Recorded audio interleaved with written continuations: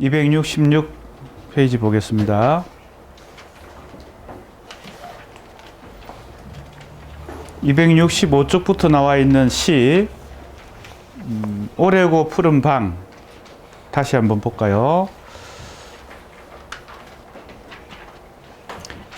시절들이 머리털처럼 흘러갔다 했으니까 시간이 많이 지나갔다. 그죠?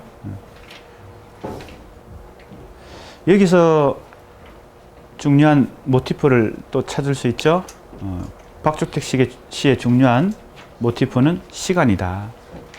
시간이 최종적 결과적으로 뭘 만들어요? 환멸과 허무 의식을 만든다. 그죠? 비극적인 인식을 만든다. 저녁에 받친 흘러가는 뼈들은 자주 놀라 두근거렸다. 뼈, 여기까지 한 것 같습니다. 제유. 그죠? 비가 오고 마음의 제국에는 오래고 푸른 방이 높이 떠 이랬어요. 제국이란 비유를 썼습니다. 자기 마음을 제국이다 이렇게 비유했어요. 일종의 은유인데 내 마음은 하나의 제국이다. 제국이란 말을 어떨 때 씁니까? 어떤 막강한 힘을 가지고 그죠? 국가를 확장해서 그죠? 식민지도 거느리고 이게 제국이죠. 로마 제국도 있고 일본 제국주의도 있었고 그죠? 제국입니다. 자기 마음을 제국이라고 표현하는 것은 뭐예요? 그만큼 완강하다. 그죠? 좋은 뜻일 수도 있지만 힘이 세다는 뜻도 있지만 폐쇄적이다. 그죠? 자기 마음이 굉장히 폐쇄적인 어떤 상태로 굳건하게 어떤 세계를 이루는 것이죠. 하나의 세계를. 다른 사람과 소통하기보다는 자기만의 어떤 제국을 이룬다는 것입니다. 마음이. 오래고 푸른 방이 높이 떠 그 살아있음으로 글자들을 퍼뜨리고. 자, 또 하나의 중요한 모티프가 등장했죠. 뭐요? 지난 시간에 우리가 어떤 시를, 첫 번째 시, 판에 박힌 그림. 그죠? 네 번째 시집, 카프카와 만나는 잠의 노래라는 네 번째 시집에서 중요한 모티프가 몇 가지 있는데, 그 중에 판에 박힌 그림에서 우리가 그걸 확인했었죠. 글자, 문자. 여기도 글자가 등장합니다. 조금 전에 우리가 확인했던 시간이라는 모티프. 두 번째, 문자, 글자, 책. 이런 모티프. 그죠? 또 하나가 있었죠. 기억납니까? 먼지, 얼룩, 좀. 자, 이 세 가지 관계를 잘 기억하면, 박주택 시의 뭐예요? 시를 이해하는데 포인트, 핵심이 된다. 그래서 모티프 중심으로 시를 한번 잘 이해하라고 지난 시간에 강조했었죠. 자, 시간은 그죠? 모든 것을 폐허로 만든다. 그죠? 퇴색시키고 소멸시킨다. 죽음에 이르게 한다. 그 결과 생기는 게 뭐예요? 먼지, 얼룩, 좀이죠.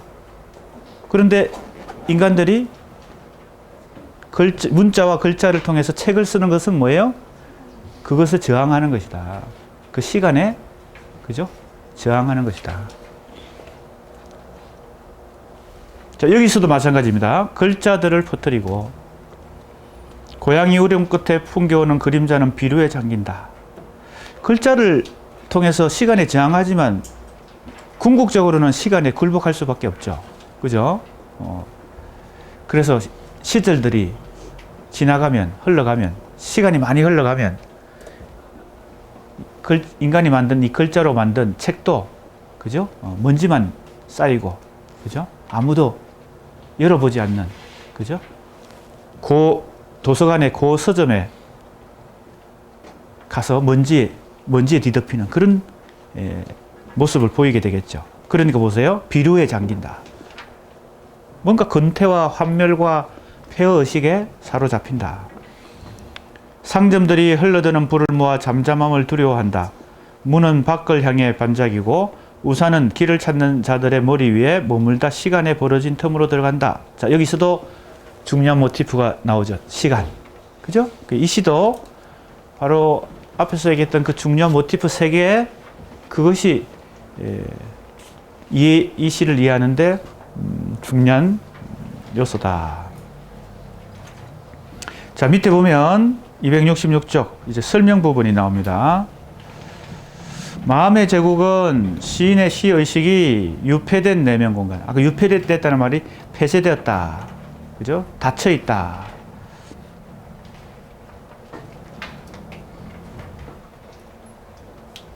그 속에서 환멸과 폐허 의식이 삭트는데 사물의 얼룩을 만들고 책과 문자에 먼지를 덮어 씌운다. 이렇습니다. 시간은 그 벌어진 틈으로 회상과 해한을 번갈아 교직하며 복잡한 주름을 형성한다. 자, 이거 우리 앞에 머릿말에서 구쪽인가요? 폐허의 형식의 기본적인 특성을 구쪽입니다. 공부할 때 주름이 단순하지 않고 기억도 단순하지 않아서 뭐와 뭐가 서로 교직한다, 서로 교차한다, 회상과 회한. 기본적으로는 기억과 망각이 서로 그죠? 이렇게 하나의 선이 아니고 이렇게 그죠? 엇갈린다. 회로로 따지면 단순 회로가 아니라는 거예요. 그래서 박죽태 시는 한 편의 시도 뭔가 문장이 꼬여 있어요. 그죠? 복잡하게 얽혀 있어요. 기억에 망각이 얽히니까. 그죠? 혹은 회상에, 순수한 회상이 아니고 과거를 뼈저리게 후회하면서 과거를 기억하는 게 이게 회한이죠. 후회하면서 과거를 기억하는 거 이게 회한이죠. 단순히 그죠? 그리워하면서 기억하는 게 아니고 후회하면서, 그러니까 회상과 회한이 겹친다. 이 시만 해도 뭔가 그죠? 좀 쉽게 이해되지 않고 문장들이 꼬여 있죠. 자, 그래서 이걸 우리가 한 편 한 편의 시의 특성도 알아야 되고 그 한 편 한 편의 시를 통해서 그 시인의 시 세계를 이해해야 되고, 지금 우리 교재는 어떻게 하고 있어요? 그런 시인들을 다시 세 가지 유형으로 다시 묶었죠. 그러니까 박주택 시인은 그죠? 큰 틀에서 보면 두 번째 유형 폐허의 형식에 속한다. 그리고 폐허의 형식에 갖고 있는 중요한 특성은 이런 그죠? 기억의 회로에 망각의 회로가 겹친다. 과연 그러한가를 이제 우리가 이 시인들의 시 한 편 한 편을 읽으면서 점검해 보는 것입니다. 지금. 그 다음, 자, 이 시에서 또 중요한 이미지가 있는데, 잘 보면요. 지금 마음의 제국에서 방이 떠오른다. 뭐가 그 계기를 만들어줬어요? 무엇이? 비죠. 비가 오니까 지금 마음의 제국에서 오랫동안, 그죠? 자기 내면 속에서 어떤 공간이, 어떤 세계가 전면적으로 이렇게 떠오르는 것입니다. 비가 오면 좀 그런 경우가 있죠. 시간은 저녁인데 비가 오고 있다.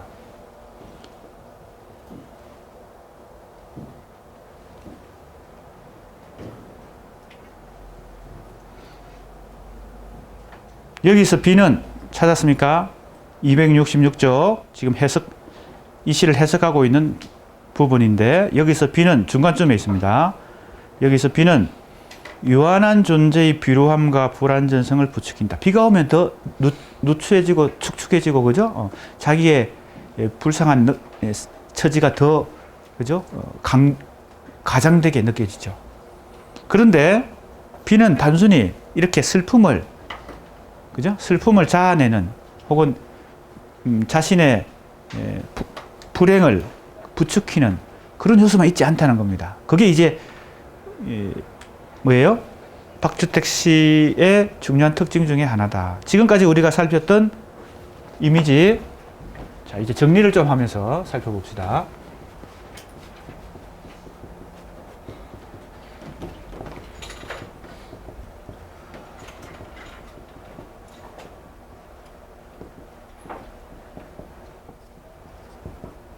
우리 학생들도 내가 꼭 이렇게 정리를 안 해도 스스로 좀 이렇게, 그죠?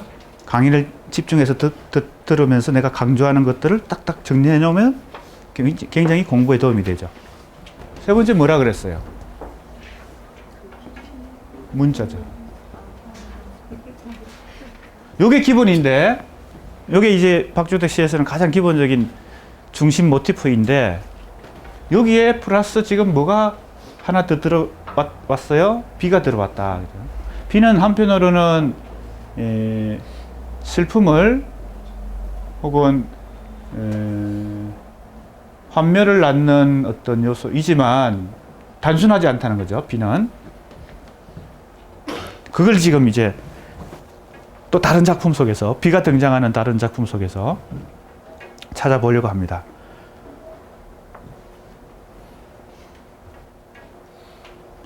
물의 이미지는 생애의 고독과 기다림을 내포한 채 빗물로 내리고 강물로 흘러간다. 그러므로 구름과 비와 강물은 제 몸을 출렁거리는 시간, 흘러가는 시간이다. 자, 비의 이미지는, 그죠? 변주를 일으키죠. 구름이 되기도 하고, 그죠?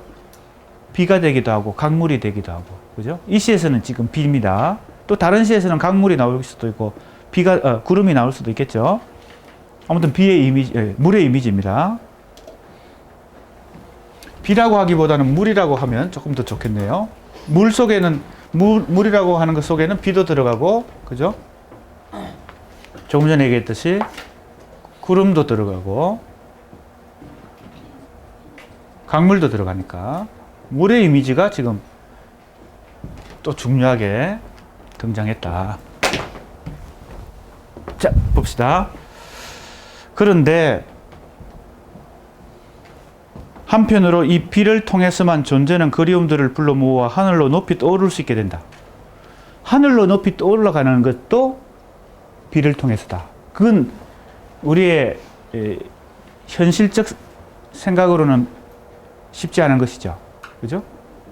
과학적인 생각으로는 비를 통해서 하늘로 올라간다. 이건 말이 안 되죠. 그죠? 오히려 비는 하강의 이미지인데 왜 비가 하늘로 올라가게 하는가? 시를 읽어봐야 돼요. 이건 이제 시적 상상력으로 가능한 것이죠. 물리학적으로는, 그죠? 별 설득력이 없죠. 한번 봅시다. 오래고 푸른 방. 조금 전에 읽었던 그 작품인데, 작품을 우리 학생들이 좀 읽어봅시다. 크게 읽어보세요. 저 어둠만이, 크게. 저 어둠만이 사는 이유를 비웃듯이 물어올 때 흰 말들은 빗속을 가로지르다 하늘에 오래고 푸른 방으로 떠올라간다. 예. 자, 이 시 짧은 구절인데 앞에 오래고 푸른 방, 그겁니다. 비가 오고 있었죠, 아까? 비가 오는 것이 뭐라 그랬어요?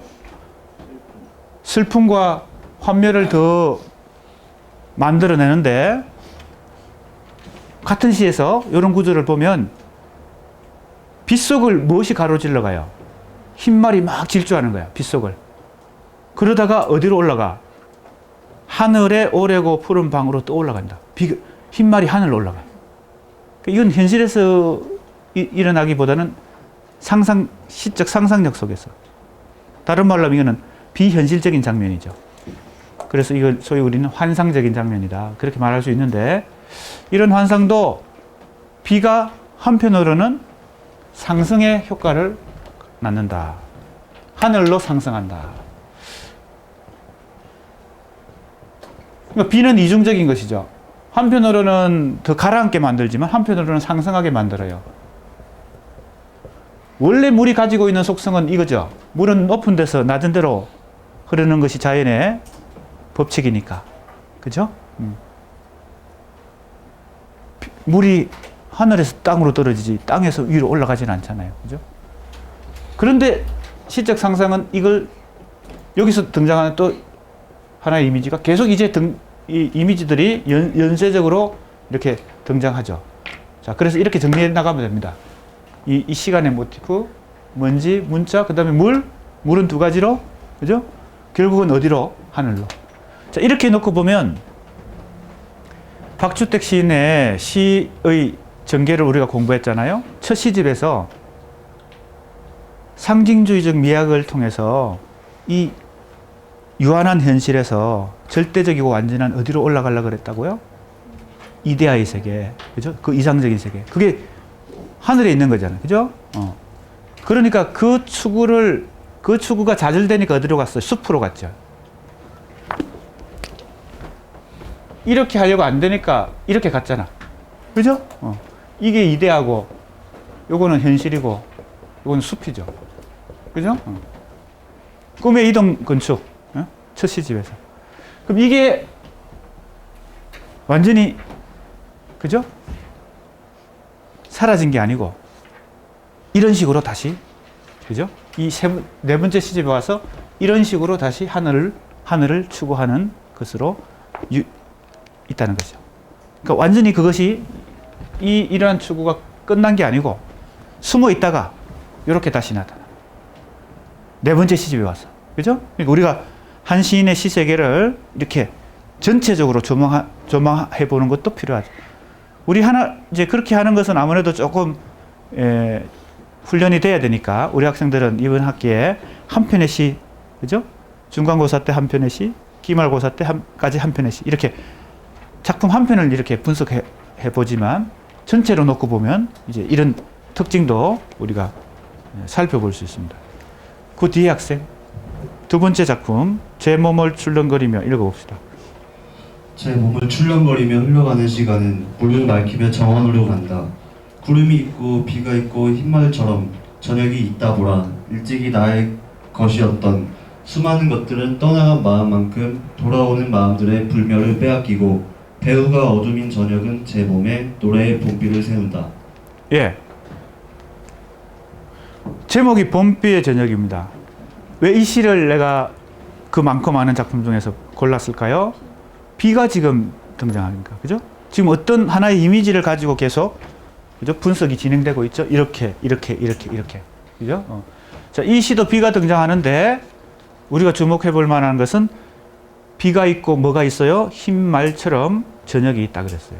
비유를 썼기 때문에 흰말이 진짜 있는 건 아니죠. 저녁을 흰말에 비유했어. 그러니까 앞에 조금 전에 오래고 푸른 방에서 흰말이 빗속을 가로지르다가 하늘로, 그죠? 또 올라가죠. 그것처럼 지금 이 말의 이미지는 환상적인 이미지인데 실제 말이 지금 현실에 이리 보이고 있는 게 아니죠. 이 흰말의 환상을 통해서 하늘로 올라가려는 추구를 계속 한다는 겁니다. 흘러가는 시간은, 또 시간이 나왔죠? 자, 흘러가는 시간은 물을 맑히며, 물이 나왔는데 물을 맑힌다고. 구름이 있고 비가 있고, 그죠? 구름과 비, 다 물의 이미지입니다. 흰말처럼 저녁이 있다. 보라, 일찍이 나의 것이었던 수많은 것들은 떠나간 마음만큼 돌아오는 마음들의 불멸을 빼앗기고, 이랬어요. 일찍이 내 것이었는데 이제는 상실했다는 거죠. 상실감 같은 걸 얘기하고 있습니다. 시간이 지나가면 많은 것들을 잃어버려요. 그죠? 청춘도 잃어버리고, 그죠? 첫사랑도 상실하고, 뭐 이렇게 시간이 많은 것을 뺏어가니까. 그래서 이 비를 통해서 슬픔에 잠기기도 하지만, 그래서 슬픔에 잠기는 면도 있지만, 또 한편으로는 상상력을 통해서, 환상을 통해서 하늘로 다시 올라간다.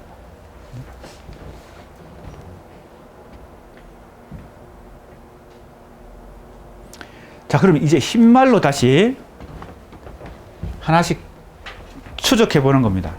흰말은 또 뭐냐?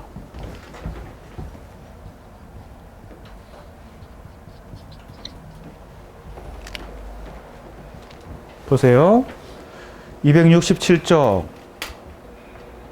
밑에서 넷째 줄, 저녁을 배경으로 구름, 비와 더불어, 구름과 비는 물의 이미지죠. 느닷없이 등장하는 흰말의 의미는 무엇인가? 흰말처럼 저녁이 있다. 좀 이상한 비유잖아요. 그렇게 딱 적절한 비유 같지 않잖아요. 저녁을 흰말에 비유했어. 이게 뭐가 좀 이상하잖아. 그죠? 보통 우리가 비유가 성립하려면 내 마음은 호수요. 샛별 같은 눈동자. 이게 뭐가 유사성이, 그죠? 어느 정도 설득력을 가져야 되는데 저녁을 흰말에 비유했어. 이게 좀 이상하죠? 그죠? 그만큼 이 박주택 시인의 이 상상력이 독특한데 도대체 흰말이 왜 하늘로 올라가고 흰말은 뭐냐? 우리는 이제 그 다음 이미지, 그 다음 모티프 이 흰말에 대해서도 관심을 가져서 흰말이 등장하는 시들을 좀 살펴봐야 되겠어요. 그죠? 차근차근 하고 있는 겁니다. 하나씩. 우리 학생들도 이렇게 정리할 수 있어야 돼요. 내가 이렇게 정리 안 해줘도. 지금 박죽택 하고 있지만 또 그 다음에 나이득도 그렇고 계속 앞으로 공부할 때 흰말의 의미는 무엇이며 그것은 어떻게 하늘로 떠오를 수 있을까? 그리고 이것은 시간과 어떤 연관이 있는가? 흰말이 하늘로 올라간다는 것하고 이 시간이라고 하는 것하고 모든 것은 시간으로부터 이게 파생된 것들이거든요. 그죠?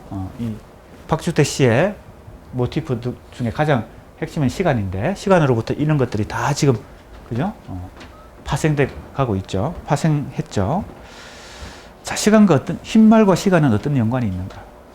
자, 이제 다음 시를 이제 한번 찾아보는 겁니다. 그 뒤에 학생. 천천히 크게 다른 사람들은 집중해서 읽을 때 그죠? 이 시가 어떤 의미가 있는가? 그냥 친구가 낭송할 때 멍하게 있지 말고 집중해서 잘 시의 의미를 찾아보세요. 천천히 크게 읽습니다. 트럭 행상에게 오징어 10마리를 사서 내장을 펜에 다듬었다. 빼는 내장을 복도의 쓰레기 봉투에 담아 한 켠에 치워두었다. 이튿날 여름빛이 침묵하는 봉투 속에 들어가 핏기 없는 육체와 섞이는 동안 오징어 내장들은 냄새로 항구하고 있었다. 그러고는 장마가 저는 지붕 위에 망각을 내리지 못하고 가까운 곳에서 들려오는 헛된 녹음에 방문을 걸고 있을 때 살 썩는 냄새만이 문틈을 타고 스며들고 있었다. 복도에는 고약한 냄새만이 가득 차 있었다. 나는 방 안 가득 풍겨오는 냄새를 맡으며 냄새에도 어떤 갈피가 있을 것이라는 생각, 더 정확히는 더러운 쓰레기를 힘겹게 내다버려야 할 것이라는 생각과 싸우고 있었다. 예, 잘 읽었습니다. 시의 제목은 시간의 육체에는 벌레가 산다. 이 제목 자체가 그죠? 의미심장합니다. 그리고 시의 내용은 상황은 간단합니다. 상황은 간단해요. 오징어 내장을 그죠? 쓰레기 봉투에 담아서 복도에 내놨어요. 근데 여름날이니까 하루만 지나도 금방 부패해서 냄새가 나요. 복도에. 보통 아파트에 이 음식 쓰레기 봉투가 있는데 이거 빨리 갖다 버리지 않으면 민폐를 끼치죠. 주위 이웃 옆집 그죠? 사람들이 싫어하죠. 그런 얘기입니다.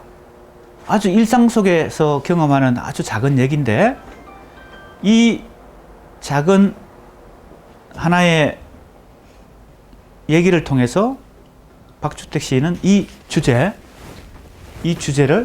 다시 한번 이 시에서 말하고 있습니다. 그래서 잘 보세요. 셋째 줄입니다. 이튿날 여름빛이 침묵하는 봉투 속으로 들어가 이랬거든요. 봉투에는 오징어 내장이 들어있죠. 여름날이니까 이게 부패하겠죠. 뭐가 들어가서 부패하는 거예요? 여름빛이 들어가서 육체와 섞이니까 육체는 오징어 내장입니다. 부패, 썩은 내를 내겠죠. 자, 그러면 이것도 일종의 비유인데 여름빛 할 때 빛은 무엇을 비유하는 것일까요? 시간이죠. 빛이야말로 시간이라는 의미를 갖고 있죠. 그건 물리학적으로도 그래요. 빛은 바로 시간이에요. 빛을 우리가 느끼는 순간 그것은 이미 태양으로부터 여기까지 오는 그죠? 광속, 그죠? 빛의 속도, 그죠? 그건 시간을 의미해요. 빛은 시간이라는 의미를 이미 그죠? 가지고 있는 상징입니다. 그러니까 시간이 뭘 만들어냈어요? 살을 부패하게 만들었다는 거예요. 여름빛이 그죠? 이 봉투 속으로 들어가서 오징어 내장을 썩게 만들었다. 그 오징어 내장은 일종의 역시 상징인데 모든 그죠? 살을 가진 존재들, 인간을 포함해서 모든 생명체들은 시간이 지나면 시간이 개입하면 썩는다는 겁니다. 이게 이제 이 아주 간단한 우리 일상의 경험 속에서 자기 시의 주제죠. 이게 자기 시의 주제잖아. 박주택 시의 주제가 바로 이건데 이 주제를 바로 이 상황에다가 지금 아주 쉬운 얘기인데 그 안에 넣었어. 근데 그 다음이 중요해요. 봅시다. 침묵하는 봉투 속으로 들어가 핏기 없는 육체와 섞이는 동안 오징어 내장들은 냄새로 한거하고 있었다. 이랬거든요. 자, 여기서 이 문장이 뭐 아무렇지 않게 그냥 읽으면 별 의미 없는 것 같아도 이거야말로 박죽태 씨의 핵심 주제다. 뭐가 뭐에 한거하는 거예요? 오징어 내장이 뭐에 한거해요? 냄새로, 그 지독한 썩은 냄새로 저항하고 있다는 겁니다. 한거. 무엇에 한거할까요? 시간에 한거하겠지. 근데 이거야말로 뭐예요? 이거야말로 역설적인 것이죠. 왜? 냄새로 한가하는데 냄새라고 하는 것은 이미 시간에 굴복한 결과잖아. 시간에 이 오징어 내장이 그죠? 항복해가지고 썩은 내를 풍기면서 부패하는 그 결과로 나온 게 냄새잖아요. 근데 그 냄새로 한가하고 있다. 그죠? 현실적으로 이것은 불가항력이죠. 이미 패배했는데, 이미 그죠? 굴복했는데, 졌는데 그걸로 끝까지 그 냄새로라도 시간에 한가한다는 겁니다. 불가항력이지만, 그죠? 이길 수 없지만 그래도 시간에 한가하려고 하는 게 바로 뭐예요? 이 냄새인데 이게 바로 박주태 씨의 가장 전체적인 주제다. 그래서 이걸 정리하면 이렇게 되죠. 박죽태 씨 전체, 지금 우리가 공부하고 있는 이 전체를 하나의 주제로 압축하면, 자, 이거는 이제 모티프니까 핵심적인 중요한 이미지와 의미를 가지고 정리한 것이고, 중요 이미지와 그것이 갖고 있는 의미를 가지고, 모티프라고 하는 건 이런 뜻이거든요. 핵심적인 이미지가 어떤 의미를 가지고 있을 때, 그죠? 그걸 모티프라 그런단 말이에요. 여러 이미지가 많지만 그 중에서, 그죠? 핵심적인 이미지와 의미를 가진 핵심적인 이미지, 이게 모티프인데, 요걸 총정리해서 박죽태 씨의 주제를 하나만 쓰라 하면 뭐가 될까요? 시간에 대한 복종과 저항이다. 이렇게 말할 수 있다는 겁니다. 이 주제가 바로 이 문장 하나에 다 들어있죠. 보세요. 오징어 내장들은 냄새로 한가하고 있었다. 그죠? 더 힘이 센 건 뭘까요? 결국 시간이죠. 그래서 몸이 부패해서 냄새를 풍길 수밖에 없지만, 그죠? 이 오징어는, 그죠? 냄새로라도 그거나마 한가하는 거죠. 냄새로. 그죠? 이런 이 시적 상상력이 아주 박죽태 씨의 핵심이다. 그러니까 다른 시들을 읽어봐도 이 두 가지가 잘 나타난다. 그죠? 저항한다고 해서 이길 수는 없죠. 시간을 극복할 수는 없죠. 하지만 패배함에도 불구하고 끝까지 저항해 보는 것. 어찌 보면 이것도 그런 것 중에 하나죠. 인간이 문자를 만들고 책을 쓰고 하는 것도 바로 이런 주제죠. 시간에 결국은 굴복할 수밖에 없지만 그래도 냄새로라도 한거 해보는 게 글자를 만들어서, 그죠? 책을 쓰고, 그죠? 우리가 이런 문화를 만들고 공부도 하고 시도 쓰고, 그죠? 시집도 남기고 이런 게 다 크게 보면 이런 주제로, 그죠? 정리될 수 있죠.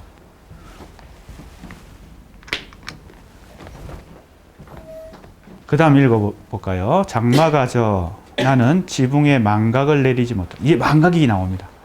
그래서 이제 이 차례차례 지금 하고 있는데 6번으로 가볼까요? 바로 기억과 망각이라는 중요한 것이 나온다. 6번이라고 하지 말고 이거는 따로 합시다. 왜냐하면 이런 주제를 가장 핵심적으로 드러내는 것이 기억과 망각이라는 모티프이기 때문에 요 1, 2, 3, 4, 5하고 달리 이것은 굉장히 큰, 그죠? 비중을 차지하고 있어요. 그러니까 여기 1, 2, 3, 4, 5는 세부적인 모티프고, 그죠? 세부적인 모티프고, 요 모티프는 거의 이 주제와, 그죠? 맞먹는 어떤 비중을 차지하고 있는 모티프예요. 아주 핵심 모티프예요. 그래서 기억과 망각. 특히 망각이 중요한데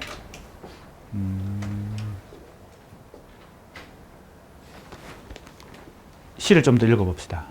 가까운 곳에서 들려오는 헛된 녹음의 방문을 걸고 있을 때 살 썩는 냄새만이 문틈을 타고 스며들고 있었다. 복도에는 고약한 냄새만이 가득 차 있었다. 나는 방 안 가득 풍겨오는 냄새를 맡으며 냄새에도 어떤 갈피가 있을 것이라는 생각, 더 정확하게는 더러운 쓰레기를 힘겹게 내다버려야 할 것이라는 생각과 싸우고 있었다. 제목을 보세요. 시간의 육체에는 벌레가 산다. 시간 안에는 벌레가 있다는 거죠. 그죠? 곰팡이가 있다. 그죠? 자,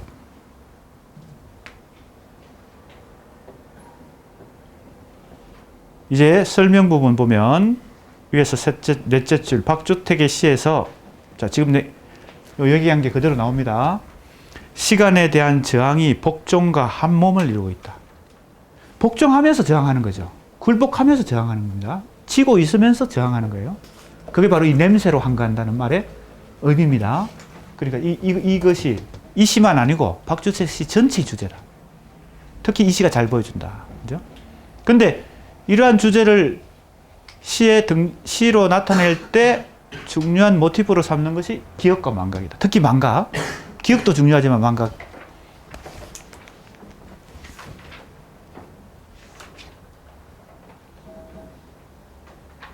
자, 좀 읽어봅니다. 밑에서 넷째 줄. 박주택은 시간과의 대결과 화해. 다른 말로 하면 대결과 화해죠. 그죠? 화해하는 것은 복종하는 것입니다. 결국 내가 대결하다가 시간의 힘을 받아들이는 거지. 시간의 힘에 굴복해서 주름살이 많이 생겼어요. 이마에, 눈가에. 그래서 끝까지 저항하기 위해서 보톡스도 맞고, 그죠? 보톡스까지 맞고, 성형수술도 하고, 이러다가 나이가 더 들어가지고, 이제는 더 이상 안 되겠다. 주름살 생기는 대로 내버려 두고, 같이 살자. 그죠? 그게 화해죠. 그러니까, 요게 대결이고, 요게 화해다. 같은 말이에요. 시간과의 대결과 화해나, 시간과의 저항과 복종이나 같은 말이에요. 그 다음 보세요. 시간에 대한 저항과 복속. 복속이란 말이나 복종이란 말이나 뭐 같은 단어입니다. 시간에 대한 저항과 복속이라는 박주택 씨의 테마는 자, 이러한 주제는 테마가 주제죠. 어떤 모티프로 주로 나타나요? 기억과 망각이라는 모티프로 나타나요. 기억과 망각. 자, 그 옆에 학생 작품 읽어봅니다. 소금의 포도. 역시 마찬가지입니다. 크게 천천히. 너무 빨리 읽고 해치우려고 하지 말고 크게 천천히 음미하면서 다른 학생들도 잘 집중해서 음미해 보세요. 관절이 꺾인 구름 바람과 싸운다. 거리에는 열매가 썩어 기억을 지배한다. 시간은 망각을 가르치고 망각은 평안을 가르쳤다. 육체를 감싸는 위대한 스승들을 보라. 한결같이 혓바닥을 말며 제 시간 속에서 덜그럭거리고 있는 창고와 만나 저주받은 먼지로 씌어진 책들을 읽는다. 네. 자, 이 시를 보면 구름이 관절이 꺾였어.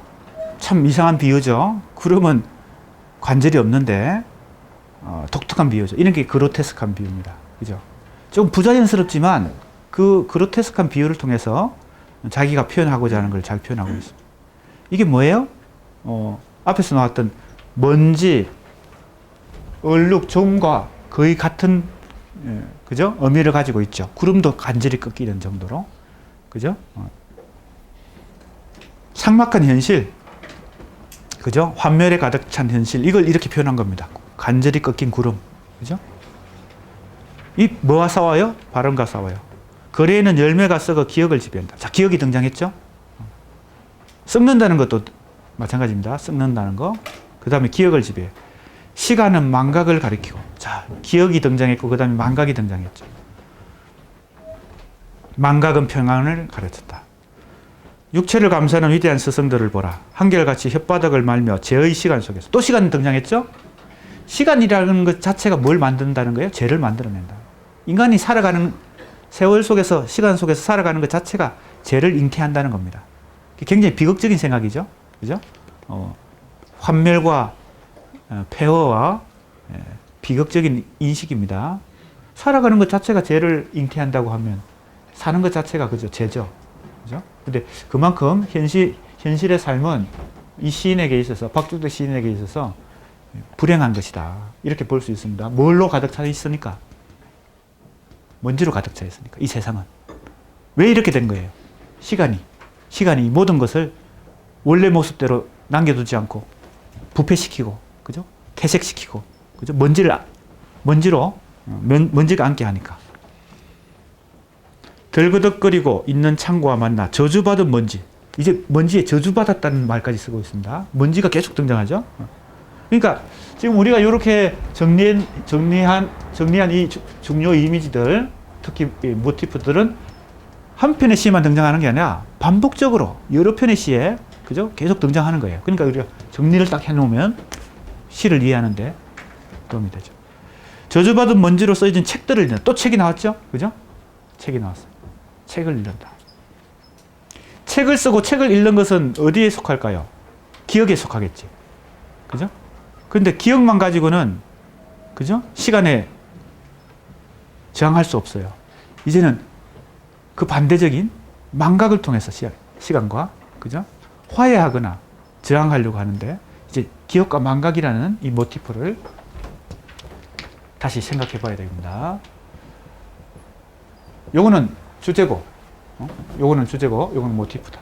이러한 주제를 가장 잘 나타내는 모티프는 기억과 망각이라는 모티프다. 물론 이런 모티프들이 다 중요하지만 특히 이 모티프가 그래서 이제 기억과 망각에 대해서 살펴봅니다. 그런 시들을 살펴봅니다.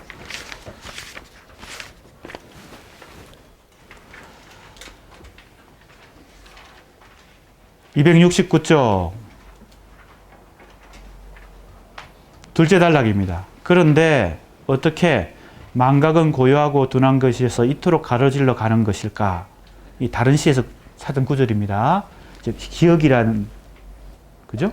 모티프나 망각이라는 모티프가 나오는 시들을 다 이렇게 찾아보는 겁니다. 망각은 고요하고 둔한 것이어서 이토록 가로질러 가는 것일까?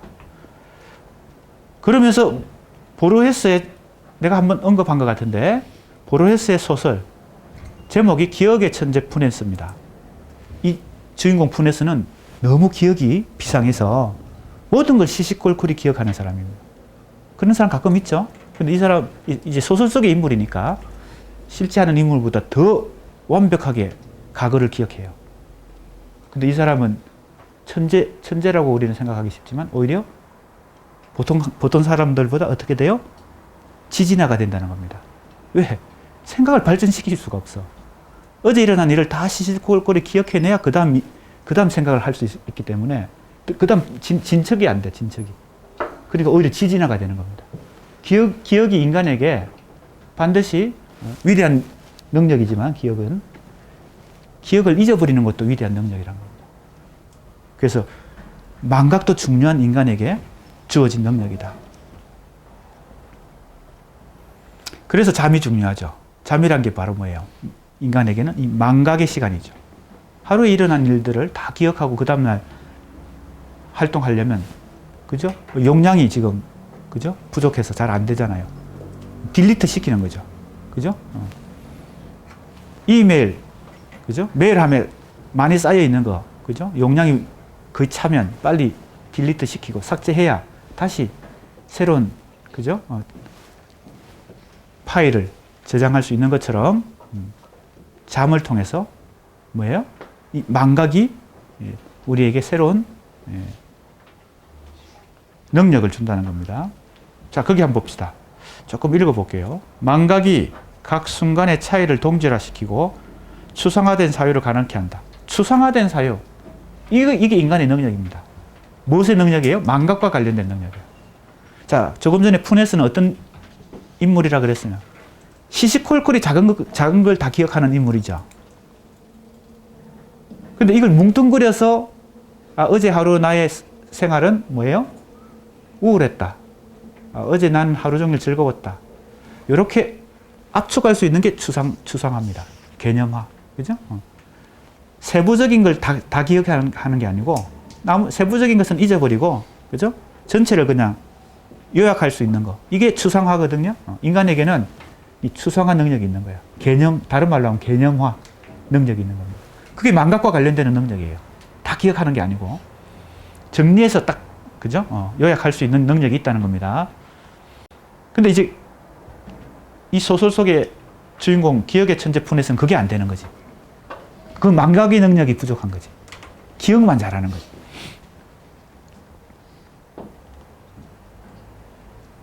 그 다음 보세요. 유한한 존재인 인간이 자신을 지탱할 수 있는 이유는 잠을 통해 삶과 죽음의 사이클을 일상적으로 체험하며 죽음에 대한 인식을 연계할 수 있기 때문이다.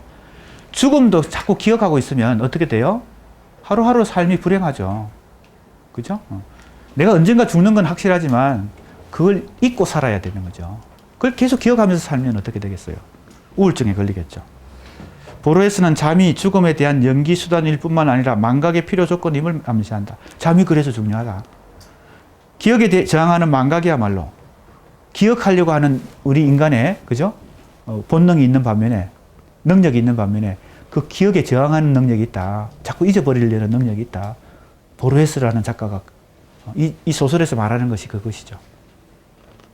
그것도 능력이란 겁니다. 추상화된 사유의 원동력이다. 결국 참된 기억은 망각에 의존하는 기억이다. 이런 이 소설에 대한 얘기인데 이것이 이제 박주택 시에도 적용됩니다. 그래서 이 네 번째 시집의 제목이 뭐예요? 카프카와 만나는 뭐의 노래예요? 잠의 노래다. 이 잠은 뭐와 연결되어 있어요? 망각과 관련되어 있다.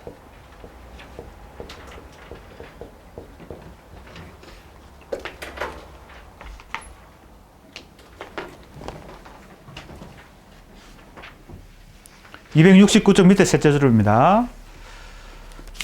이처럼 박주택 시에서 망각은 시간의 육체 속에 저장된 저주와 망령을 무화시킴으로써 기억으로부터 벗어나려는 시도다. 기억에 대한 저항이죠. 망각은 기억에 대한 저항입니다. 자, 그래서 이 지금 박주택 시의 핵심 주제는 이것이고 이 주제를 가장 핵심적으로 드러내는 모티프는 기억과 망각인데 기억과 망각이 서로 어떻게 두 개의 회로가 서로 얽히면서 그죠? 이 박주택 시의 복잡한 회로가 만들어진다. 이게 이제 이걸 전체의 핵심 요지죠.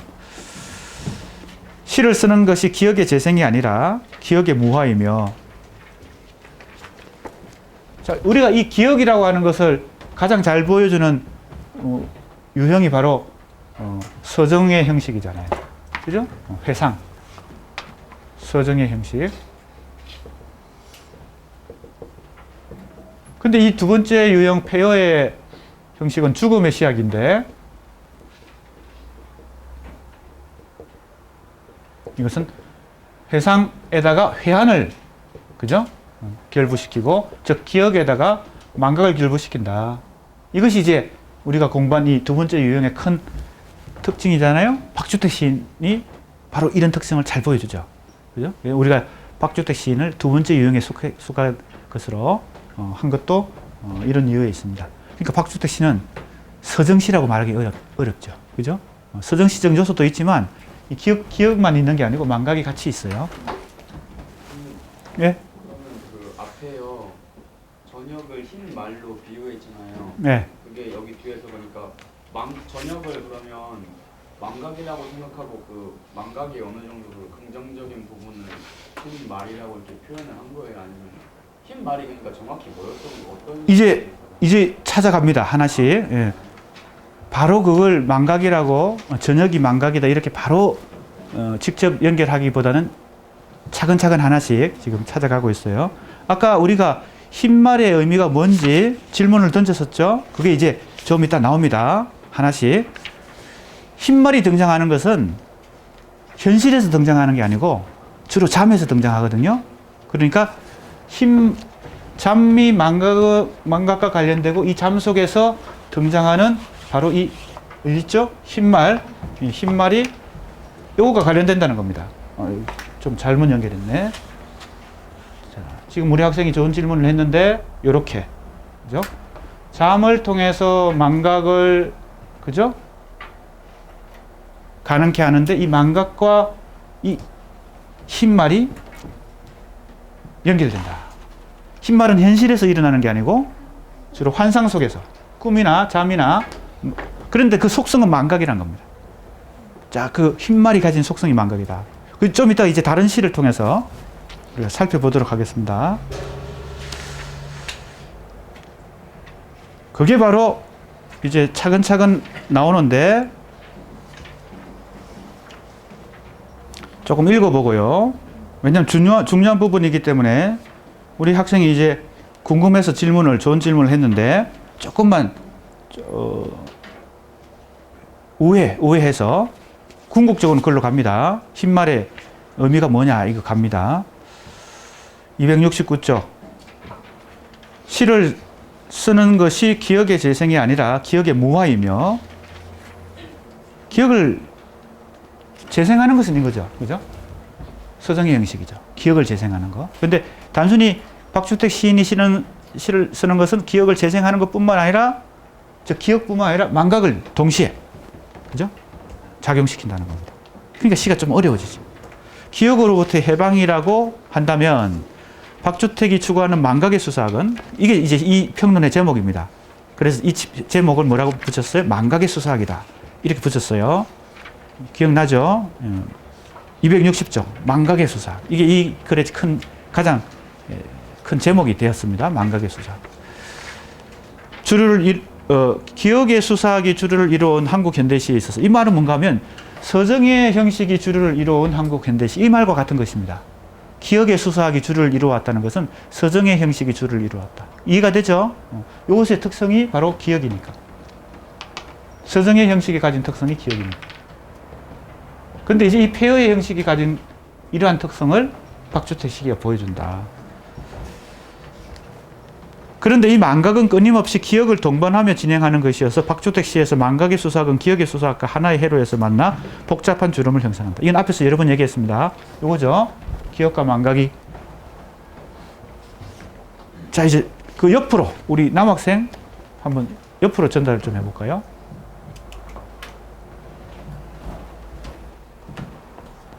이 줄이 꽤 깁니다. 그래서 뒤에 앉은 학생들도 방심하고 있으면 이 마이크가 찾아갑니다. 꽤 길어요. 아니면 내 이 무선 마이크를 전달할 수도 있습니다. 그 뒤에 있는 학생들. 별이 떨어지는 소리까지 가슴에 흘러들어 쓴맛에서 귀감을 배운 시간이 과실을 씻어내려 간다. 책을 들춰 어두운 문자로 씌어진 기록을 지우고자 한다. 그러나 세상의 자리에 남은 것들은 남은 것대로의 눈동자들이 있어 시간에 저항하고 돌이키는 사람들의 가슴팍에서 눈을 떼지 않는다. 예, 이 시만 봐도 이 시의 주제가 역시 이것과 관련되어 있는데 시간에 대한 복종과 저항과 관련되어 있는데 주로 어떤 모티프로 나타나냐면 기억이나 망각이라는 이 그죠? 모티프로 나타나요. 그러니까 박주택 시가 다 다른 것 같은데 어떤 공통분모가 있어요. 그게 이겁니다. 공통분모가 이거. 오늘 여기 칠판에 정리한 거 이걸 잘 우리 학생들도 정리해 두면 박주택 시 어떤 시를 읽더라도 이해가 도움이 됩니다. 보세요. 책을 덜쳐. 또 책이 나왔죠. 책을 덜쳐. 어두운 문자. 또 문자가 나왔습니다. 기록. 다 같은 계통에 있죠. 책, 문자, 기록. 그런데 기록을 지운다 그랬죠. 이게 망각입니다. 문자로 책을 쓰고 기록하는 것은 기억이고 그 기록을 지우는 건 망각입니다. 그죠? 기억나죠? 이해할 수 있죠? 그러나 회상의 자리에 남은 것들은 지우고자 하는데, 즉 망각을 시도하는데 그러나 그래도 기억이 다시 남아 있다는 겁니다. 그죠?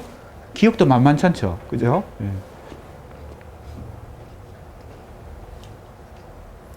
남은 것대로의 눈동자들이 있어 시간에 저항하고 이랬어요. 시간에 저항하는 게 일단 기억이겠죠. 우리가 책을 쓰고 이게 바로 기억에 시간에 저항하는 거라고 우리가 일단 그죠? 먼저 공부했잖아요. 돌이키는 사람들의 가슴팍에서 눈을 떼지 않는다.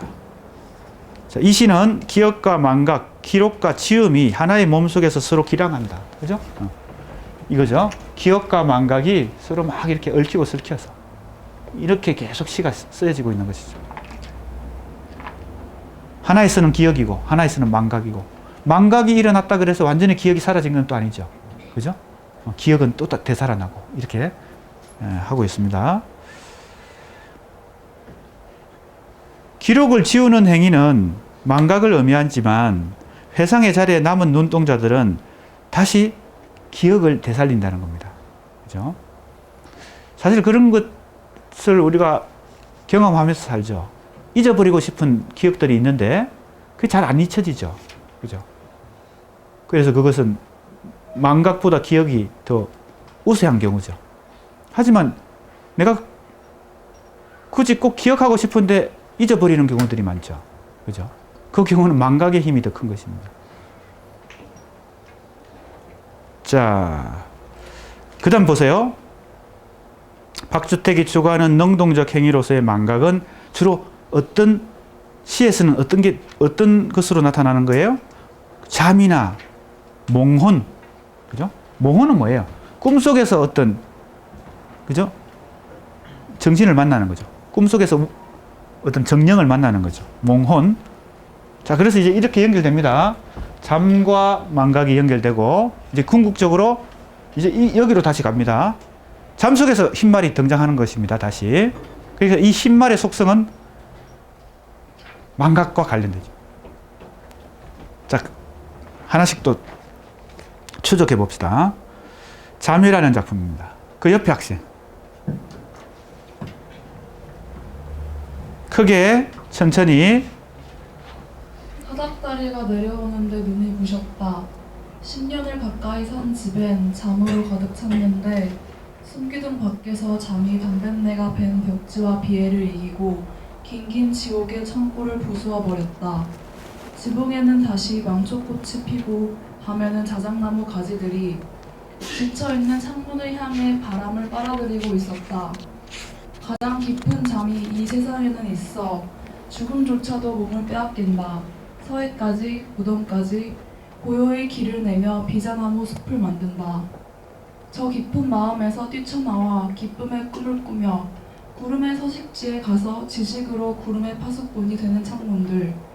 강의 목숨을 끊고 바닥을 기어 하구로 몰려가는 모래들처럼 서걱거리며 흩어진다. 보라, 내려온다. 금빛 허무의 햇빛이 다디단 열매를 달고 중천에서 기도하는 망초꽃 뒤에 숨어 흙먼지를 일으키며 지붕 위로 고요하게 내려앉는다. 네, 잘 읽었습니다. 이 시의 제목이 뭐예요? 잠. 아주 간단하죠. 잠입니다. 잠이 박주택 이번 이 네 번째 시집 카프카와 만나는 잠의 노래에서 많이 등장하는데, 혹은 몽혼. 몽자가 꿈 몽자죠. 그죠? 꿈에서 만나는 어떤 영혼, 몽혼. 꿈에서 불길한 어떤, 그죠? 꿈을 많이 꾸죠. 악몽 같은 거 많이 꾸죠. 그죠? 그때 만나는 게 몽혼인데, 자, 이 작품도 한번 살펴봅시다. 사닥다리가 내려오는데 눈이 부셨다 그랬어요. 어디서 내려오는 걸까? 사닥다리가. 위에서 내려오는 거겠지. 지금 내려온다 그랬으니까. 그죠? 보통 사닥다리는 우리가 밑에서 위로 올라가기 위해서 밑에서 설치하는 건데, 이상하게도 사닥다리가 위에서 내려와요. 왜 그럴까? 지금 잠에서 꿈을 꾸는 거예요. 사닥다리가 하늘에서 내려오는 거야. 10년을 가까이 산 집엔 잠으로 가득 찼는데 숨기둥 밖에서 잠이 담뱃내가 밴 벽지와 비애를 이기고 긴긴 지옥의 창고를 부숴버렸다. 잠이 창고까지, 지옥의 창고까지 부술 정도로 힘이 센 거예요. 그죠? 망각이 힘이 센 거야. 그죠? 폐쇄된 어떤 공간을 부숴버릴 정도로. 지붕에는 다시 망초꽃이 피고 밤에는 자작나무 가지들이 지쳐있는 창문을 향해 바람을 빨아들이고 있었다. 가장 깊은 잠이 이 세상에 있다. 그죠? 이 시 제목이 잠인데 가장 깊은 잠을 잔다는 겁니다. 그러면 죽음조차도 몸을 빼앗긴다. 죽음도 극복할 수 있다. 그죠? 서해까지 무덤까지 고요히 길을 내며 비자나무 숲을 만든다. 즉 깊은 마음에서 뛰쳐나와 기쁨의 꿈을 꾸며, 저 앞에서 비애란 단어가 나왔죠. 그죠? 기억납니까? 벽지와 비애를 이기고, 여기서는 죽음조차 몸을 빼앗기고, 그 다음에 기쁨의 꿈을 꾼다고 했으니까 잠이란 게 굉장히 지금 긍정적인 것으로 지금 나오고 있어요. 죽음조차 극복할 수 있는 것이 잠이야. 구름의 서식지에 가서 지식으로 구름의 파수꾼이 되는 창문들, 강의 목숨을 끊고 바닥을 기어 하구로 몰려가는 모래들처럼 서걱거리며 흩어진다. 보라, 내려온다. 또 내려온다. 뭐가? 앞에서 한번 내려왔죠. 사닥다리가. 눈이 부셨다 그랬으니까 그게 뭔가 빛을 내는 사닥다리야. 보라, 내려온다. 금빛, 허무에 햇빛이 다디단 열매를 달고.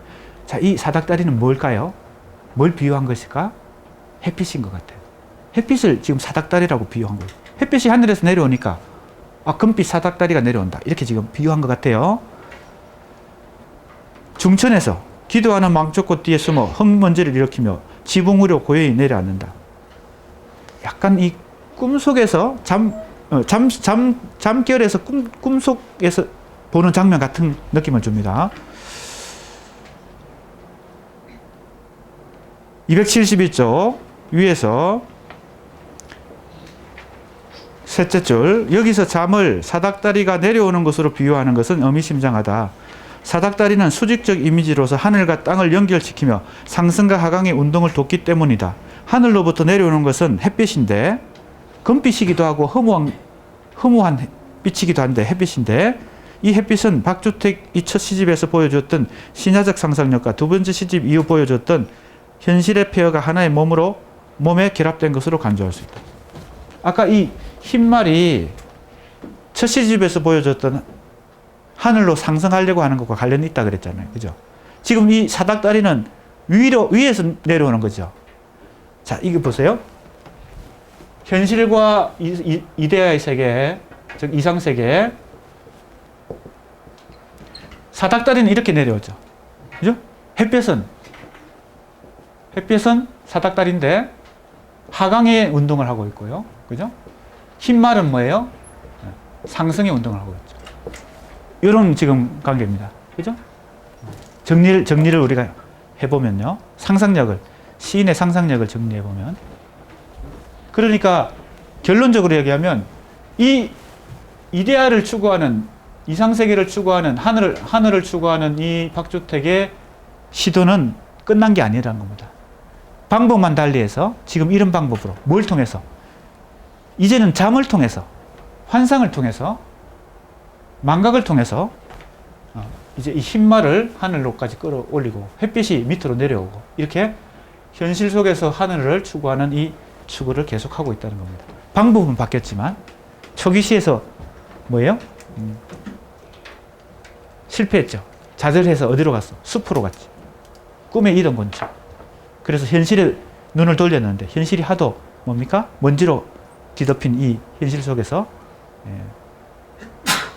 슬픔과 비극에 잠겨 있다가 이제는 방법을 달리합니다. 뭘로 통해서? 잠과 망각을 통해서 하늘로 다시 올라가려고 한다. 지금 우리가 이렇게 지금 전개해보고 있는 것입니다. 271쪽 밑에서 넷째 줄입니다. 다섯째 줄. 시인은 잠이라는 망각의 회로 속에서, 잠은 망각과 관련되겠죠? 우리 학생들 다 이해할 수 있을 겁니다. 기억의 무게와 누추한 현실의 먼지로 인해 밀폐되었던 내면 공간에 하늘로 통하는 사닥다리 하나를 걸쳐 놓는 것이다. 박주택 씨의 전개 과정에서 망각의 회로인 잠은 신화적 상상력, 이게 첫 시집에 나온 것입니다.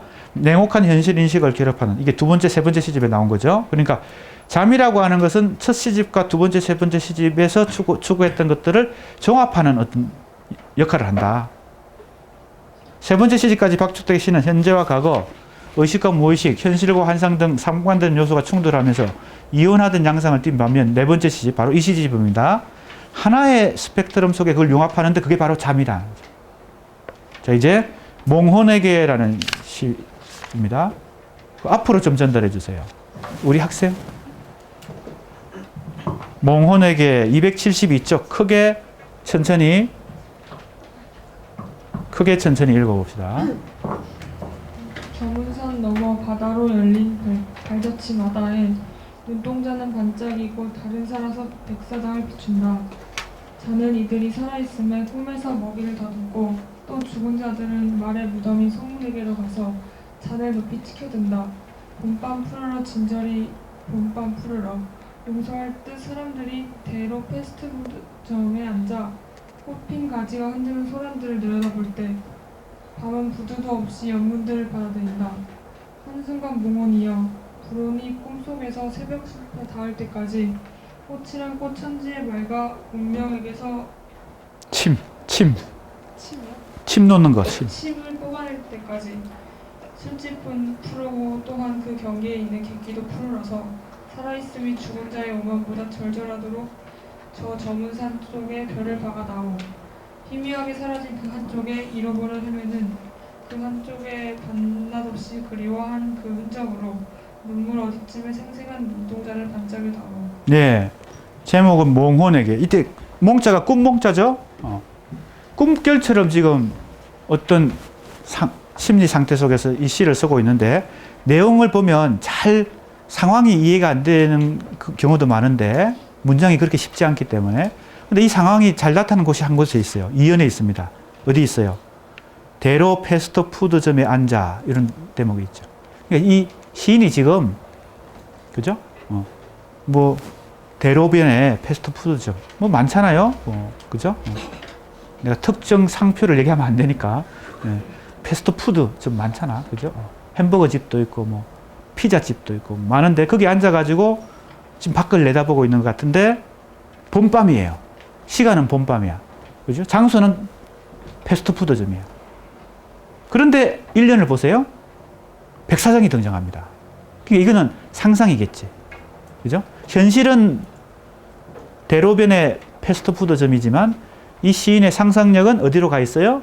백사장에 가 있어. 바닷가에 모래사장에 가 있어. 그죠? 저문산 넘어 바다도 있고요. 그죠? 바다 옆에 백사장이 있는 거야. 발자취마다에 눈동자는 반짝이고 달은 살아서 백사장을 비춘다. 그죠? 이건 아마 상상하는 거겠죠? 자는 이들이 살아있음에 꿈에서 먹이를 더듬고, 자, 꿈이 등장했어요.